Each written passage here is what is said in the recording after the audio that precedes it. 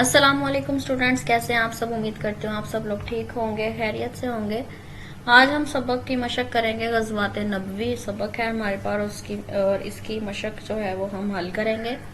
سب سے پہلے درست بیان پر صحیح کا نشان لگائیں۔ جس جنگ میں نبی اکرم صلی اللہ علیہ وآلہ وسلم نے شرکت کی ہو اسے کہتے ہیں غزوہ، سریہ، قتال، حرب، غزوہ کہتے ہیں، ٹھیک ہے۔ خندق کی چوڑائی تھی۔ غزوہ خندق میں جو خندق کھودی گئی تھی اس کی چوڑائی کتنی تھی؟ 12 feet, 13 feet, 14 feet, 15 feet. 15 feet اس کی چوڑائی تھی۔ غزوہ بدر میں اسلامی لشکر کی تعداد تھی 312، 313 313 اس کی تعداد تھی، ٹھیک ہے۔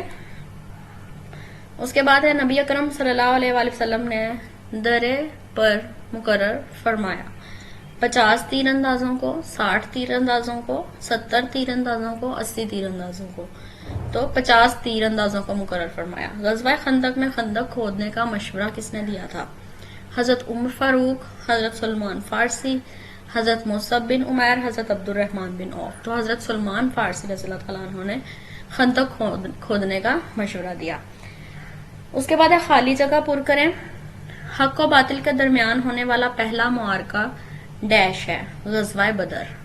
غزوہ بدر میں اللہ تعالیٰ نے آسمان سے ڈیش بھیج کر مسلمانوں کی مدد فرمائی، فرشتے بھیج کر، ٹھیک ہے۔ غزوہ خندق میں کافروں نے مدینہ منورہ کے گرد کئی ڈیش تک محاصرہ جاری رکھا، کئی دن تک۔ اللہ تعالیٰ نے غزوہ خندق میں مسلمانوں کو ڈیش سے نوازا، فتح سے۔ غزوات نبوی کے بعد پورے عرب پر ڈیش کا رعب و دبدبہ قائم ہو گیا، مسلمانوں کا۔ اس کے بعد مختصر جواب لکھیں۔ پہلا ہے جہاد کا کیا مطلب ہے؟ اسلام میں اللہ تعالیٰ کی رضا کی خاطر اور اس کے دین کی سربلندی کے لیے جو کوشش کی جائے اسے جہاد کہتے ہیں۔ دوسرا ہے غزوہ کا مفہوم بیان کریں۔ غزوات سے مراد وہ جنگیں ہیں جو نبی اکرم صلی اللہ علیہ وآلہ وسلم نے اپنی زندگی میں لڑیں اور ان جنگوں کا مقصد دین کی حفاظت اور امن و امان کا قیام تھا۔ غزوہ خندق کا دوسرا نام کیا ہے؟ غزوہ خندق کا دوسرا نام غزوہ احزاب ہے۔ غزوات نبوی میں ہمارے لیے کیا سبق ہے؟ غزوات نبوی میں ہمارے لیے ایک اہم سبق ہے کہ فتح و شکست کا انحصار تعداد پر نہیں بلکہ ایمانی جذبے پر ہے۔ اللہ تعالیٰ اخلاص کے ساتھ حق پر قائم رہنے والوں کی ہمیشہ مدد کرتا ہے، انہیں کبھی تنہا نہیں چھوڑتا۔ ہمیں چاہیے کہ ہم اخلاص، استقامت اور ثابت قدمی اختیار کریں، تکالیف اور مصائب میں صبر کریں، صرف اللہ تعالیٰ پر بھروسہ کریں اور صرف اسی سے مدد مانگیں۔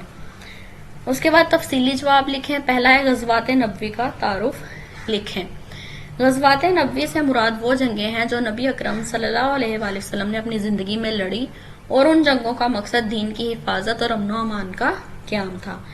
نبی کریم صلی اللہ علیہ وآلہ وسلم کے غزوات کی تعداد 27 ہے، جن میں سے 3 بڑے غزوات بدر، احد اور خندق نمایاں ہیں۔ غزوہ بدر کا پہلے ذکر کرتے ہیں، ٹھیک ہے۔ غزوہ بدر حق و باطل کے درمیان ہونے والا پہلا معرکہ ہے۔ یہ غزوہ 17 رمضان المبارک 2 ہجری کو مسلمانوں اور کافروں کے درمیان ہوا۔ کفار مکہ کے لشکر کی قیادت ابو جہل کر رہا تھا، جو فوجی ساز و سامان اور اسلحے سے لیس 1000 کا جنگی لشکر لے کر میدان بدر کی طرف روانہ ہوا تھا، اور اسلامی لشکر 313 مجاہدین پر مشتمل تھا۔ اس غزوہ میں اللہ تعالیٰ نے مسلمانوں کو کامیابی عطا فرمائی۔ اس کے بعد غزوہ احد ہے۔ غزوہ احد 3 ہجری کو احد پہاڑ کے قریب ہوا۔ اس جنگ میں کافروں کا سردار ابو سفیان تھا۔ اس لشکر کی تعداد 3000 تھی۔ اسلامی لشکر میں 700 مجاہدین شامل تھے۔ اس غزوہ میں 70 صحابہ کرام شہید ہوئے۔ اس غزوہ میں نبی کریم بھی زخمی ہو گئے تھے اور اسلامی لشکر بکھر گیا۔ اس نازک موقع پر نبی اکرم صلی اللہ علیہ وسلم نے اسلامی لشکر کو دوبارہ جمع کیا اور کامیابی کے نشے میں مکہ مکرمہ واپس جانے والے کفار کے لشکر کا جارحانہ انداز میں تعاقب کیا۔ کفار مکہ کو جب یہ خبر ملی کہ اسلامی فوج ان کے تعاقب میں آ رہی ہے تو انہوں نے مسلمانوں کے غیظ و غضب سے بچنے کے لیے مقابلہ کرنے کے بجائے راہ فرار اختیار کی اور واپس مکہ آ کر دم لیا۔ اس کے بعد ہے غزوہ خندق۔ غزوہ خندق 5 ہجری میں ہوا۔ قریش مکہ نے مسلمانوں پر حملہ کرنے کی تیاری شروع کی۔ اس خبر کی اطلاع ملتے ہی نبی اکرم صلی اللہ علیہ وآلہ وسلم نے حضرت سلمان فارسی کے مشورے سے مدینہ منورہ کے گرد خندق کھودی۔ جب ابو سفیان نے 10,000 کے لشکر کے ساتھ مدینہ منورہ پر حملہ کیا تو وہ خندق دیکھ کر حیران اور پریشان رہ گیا۔ काफरों ने मदीना मुनव्वरा का मुहासरा कर लिया और खंदक अबूर करने की हर मुमकिन कोशिश की, लेकिन नाकाम रहे। अल्लाह ताला ने मुसलमानों की गैबी मदद की। एक रात शदीद तूफान आया जिसने दुश्मनों के खैमों को उखाड़ दिया। वो रातों रात मैदान खाली करके भाग गए। इस तरह अल्लाह ताला ने नबी करीम सल्लल्लाहु अलैहि वसल्लम को फतह से नवाजा। दूसरा सवाल है, गज़वात नबवी के नताइज व फवाइद तहरीर करें।